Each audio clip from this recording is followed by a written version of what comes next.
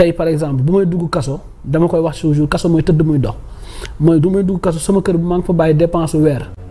mais Moustapha bu ma fa génnee fekk naa fa dépense ñetti at. comprendre nga. bu may dugg kaso xaw moon kilifa diine yu bëri mais bu ma demee kaso am na ay kilifa diine yi ma envoyé ay délégation bu may dugg kaso tamit bu ma duggee kaso am na ay délégation étrangère ba ci sama réew bu ma nekkoon Gabon envoyé nañu nit ci sama kër. est-ce que comprendre nga donc am na ampleur bu ma jox tey ci kaso tabaski bi rek. nekkuma sama kër mais lu ñu ma yónnee ci xar mën na ñeent waaw mën na ëpp na 20 xar te boo xoolee ñaar moo ci politicien ay ñeneen ñoo xam ne xaw ma leen ci aadama ak awa ay ñoo xamante dañ ma sotal donc pour man j'ai pas droit à l'erreur te aussi beneen jàngat laa ci jàngat mooy boo demee kaso da ngay xam ne waroon nga ñëw kaso bu yàgg parce que da ngay fekk foofu ay délit yoo xamante ne amaana yow peut-être mënoon leen ko jiiñ wala mënoon nañ ko nga gis ko ñu jiiñ viol mu fekk xamul yëgul tinu nga gis koo xamante téléphone am la abal kenn mu woote ay dil yoo xamante yow da ngay jëm da ngay xool moo tax nag boo ci génnee da ngay jàngat si ñi nga fa fekk xam leen nga gën a moytu ci yu bëri mais le combat pour le Sénégal man en tout cas personnellement. très bien alors dinaa ci. alors foofu dañu fay taxaw ci yéen politique yi ndax ëllëg vous êtes da ngeen aspiré wu doon jiite réew mi wala bokk ci ñuy doxal ëllëg. est-ce que aujourd'hui li ngeen di dugg kaso lu ci ëpp te ay délit d'opinion wala lu jëm ci wàllu liberté d'expression di ko waral est-ce que jotul boo leen ñëwee au pouvoir ngeen jëm ko joyante ñii fi nekk tey dund nañ li ni mel tey foogoon nañu bu ñëwee dina wàññeeku waaye mbir yi dafa gën a takkarnaase ci nga wax sa xalaat rek xëy na ñu yóbbu la ci biir kaso bi est-ce que jotul yéen politiciens yi ngeen gën a accentuer seen xeex ci ce qu'on appelle la liberté d'expression délit d'opinion yi ñu teg ko ci suuf ainsi que les lois liberticides yi nga xam da lay yóbbu facilement kaso. xam nga nag Mohamed bokkuñu ak Pastef délit d'opinion am na mais xam nga tey par exemple man ñi ngi ma jugé ñu ne ma diffusion de fausses nouvelles et la diffusion de fausses nouvelles elle est lorsque bu amee par exemple trouble à l'ordre public. mooy li ngay wax nouvelle bu ngay joxe bi parce que gars yi du ñu eggale article ba mu jeex. ba bu amee bu créer trouble à l'ordre public. man li ma wax mënut a créer trouble à l'ordre public buñ ma jàppaloon amaana kenn benn Sénégalais du ko yëg ñu ci ëpp boog duñ ko yëg parce que ça veut dire que tey mais ñoom Pastef man li ma gëm ba gëm mooy nit mun na wax xalaatam. nit mun na joxe opinion am même bu juumee ci opinion war nañ ko mën a jubanti du fekk laalul atteinte à la sûreté de l'État laalul luy indi loo xamante ne jaxasoo la laalul loo xamante day laal suñu cohésion nationale. pour man loolu laa gëm te loolu laa parce que man je suis républicain nee naa leen du ma Ibrahima Ndoye ñoo dëkk Yëmbal c'est la deuxième fois mu def ma mandat de dépôt en tant que procureur de la République mais ci liggéeyam la nekk du ma ko ci mere ci liggéeyam la nekk parce que Ibrahima Ndoye bu nekkoon moom kese Ibrahima Ndoye bu dëkk Yëmbal man ma dëkk Yëmbal. mu xam sama nijaay xam sama lépp je pense que du ma yóbbu kaso. mais Ibrahima Ndoye en tant que procureur de la République gëm naa ne liggéeyam lay def. et du ma léegi nag il faudra que ñun politiciens yi ñu gën cee taxaw gën cee xeex xam ne tey yaa ngi de l'autre côté demain tu peux te retrouver de l'autre côté léegi nag il faut être sincère constant et cohérent dans les démarches ça veut dire que lu ñu jàppee Bachir Fofana wax na affaire oto yi yow à l'Assemblée nationale tu pouvais juste faire un communiqué wane marché bi demale jaru ko woon man j'ai fait un lapsus entre le parquet et le ministère loolu lapsus moo ma yóbbu lapsus par exemple ci biir émission bi maa ngi tagg parquet maa ngi ne Ibrahima Ndoye bi ma gis dem naa seeti ko gis naa ne nit ko am diine la gis naa ne nit koo xam ne peut-être duñ ko def lo am naa ci moom yaakaar xanaa kooku du attaqué waat Ibrahima Ndoye dans la même émission léegi comme maa ngi doon tudd parquet fii ma ñëw tudd fii parquet waaw loolu moo ma yóbbu léegi ñu laaj la li nga wax repenser mais dama balaa nga maa jàpp dama déglu émission bi 1 heure temps procureur bu déglu woon émission bi 1 heure temps du ma jàpp juge bi bu déglu woon émission bi 1 heure temps yëpp 1 heure quelque yëpp du ma téye parce que dina xam ne damaa juum mais terewul ne dem naa ci prison terewul ne seen liggéey la ñuy def parce que man li ma koy wax toujours je suis républicain du ma dingat juge du ma dingat j'ai foi en cette justice c'est la justice de mon pays la justice qui est rendue au nom du peuple léegi nag li ma yoon mooy appel samay avocat ñu ngi ci xeex te xeexu justice la le reste nag mooy les libertés d'opinion il faut que ñu arrêté parce que amul ñu fi jàpp ñëpp amul kenn ku ci wax loo xamante tey mun taal na réew mi amul kenn ku ci saaga le président de la république amul kenn ku ci laal institution yi pour man ñii dañoo amut mais boo xoolee boo delloo en arrière ci ginnaaw da nga doon gis ñii saaga ay sëriñ da nga doon gis ñii wax Macky Sall nañ ko kii da nga doon gis nañ taal leen fii sotti leen fii kaani def leen nii donc bokkut donc ñin ak ñoom ñin duñu ñoom duñu ñun parce que ñun nag dañoo gëm ne amuñu beneen réew bu dul Sénégal dañoo gëm ne bëgg a yor réew mi boo ko taalee boo ko yore tey tu as vu les conséquences ñoom ñu fi nekkoon saagoon police saaga gendarmerie saaga justice tey justice boobu tey démb la laaj ndax rabat d'arrêt la bëggoon ci justice boobu la dellu. dinañ ci ñëw gendarme yooyu ñu mënoon saaga. tey ñoo koy garder suba ngoon. donc tey loolu mooy tey Dieu il est juste. Absolument. Voilà, Dieu il est juste. Très bien. Alors, Omar, aujourd'hui, est-ce que vous avez par hasard ben sentiment que ce régime peut-être dafa bëgg a noppiloo les acteurs politiques à travers les déclarations évidemment du Premier ministre am na la mu jotoon a wax assemblée que certains journalistes ou chroniqueurs il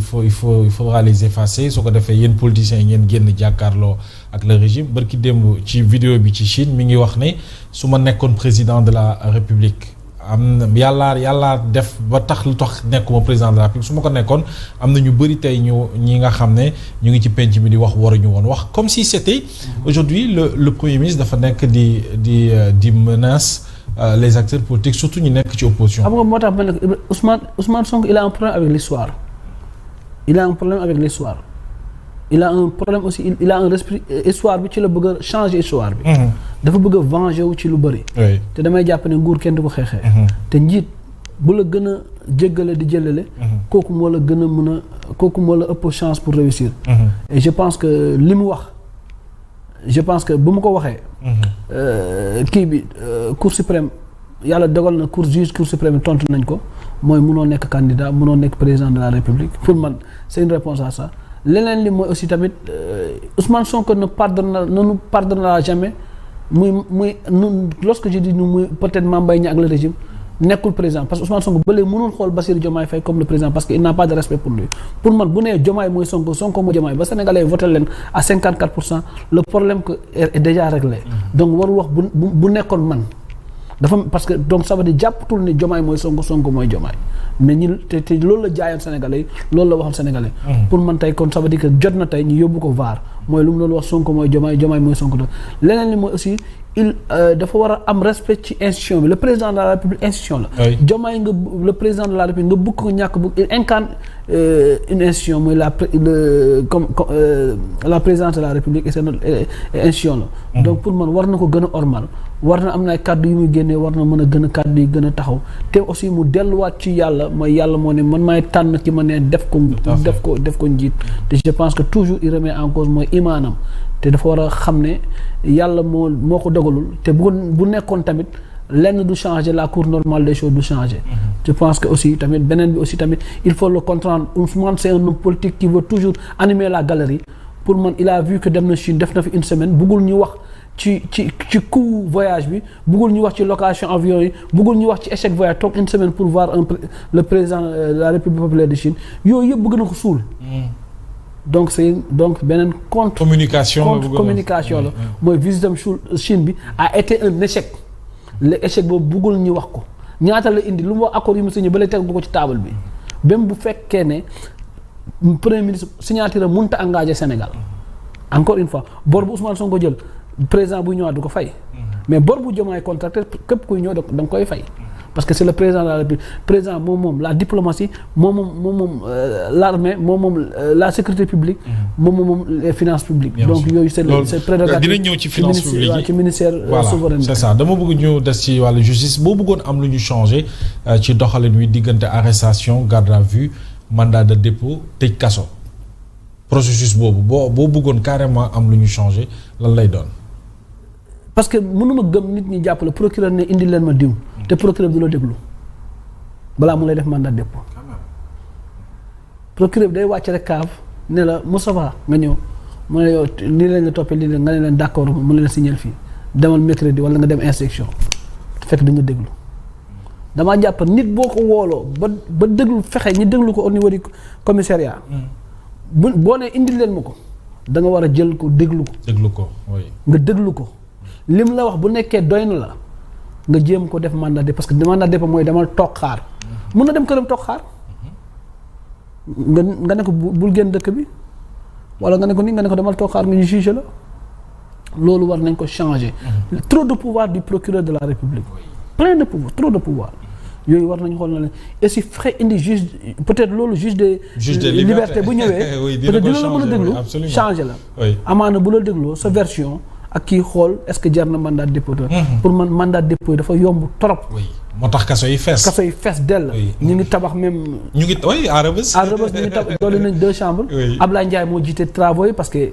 ñun demuñu Rebeuss pour nelaw. am nañ njëriñ Rebeuss. Ablaye Ndiaye mi ngi liggéey foofu. te mu ngi liggéey moom mooy tu sais que. moo géré waaw moo géré travaux yi. quand même ah oui. waaw Ablaye Ndiaye de l'APR. oui moo géré travaux parce que xam nga technicien de bâtiment oui le proche de Farba la. voilà ñun dañoo dem kaso yi. mais ñu ngi fa amul njëriñ kaso yi ñu ngi jënd ay ventilo ñu ngi jënd ay matelas. ñu ngi jàppale ñu ngi waxtaan ñu ngi jëlal détenu ay avocat donc ñu ngi fay jaamu yàlla. quand même. donc c'est le moment aussi Ablaye Ndiaye en tant que lu mu xam et aussi c'est le moment de féliciter l'administration pénitentiaire. mooy xooluñu fi nga bokk. mais da ngay xool njëriñ ba nga mën a amal en tant que détenu ëllëg ngay tëdd di tëdd di nelaw mais boo leen amee la njëriñ ngay génne ngay liggéey tu travail pour te nee na ma copain ma ne ko waaw mu ne ma ñaari chambre yi Diomaye ak Sonko laa koy tuddee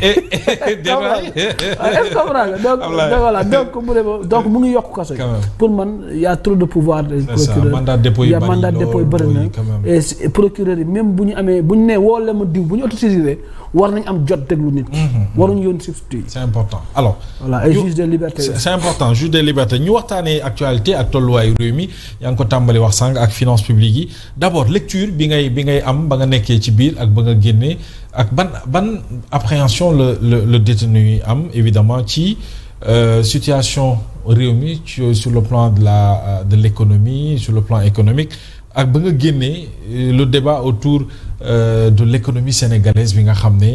ñu bëri ay rapports yu bëri ñu ngi génn di wane ne évidemment dara doxul daal. waaw xam nga tey boo demee Rebeuss boo xoolee détenus yi bëri nga xool ay chefs d'entreprise lañ ñu ngi Rebeuss. pôle judiciaire financier maa ngi leen lancer un message. les chefs d'entreprise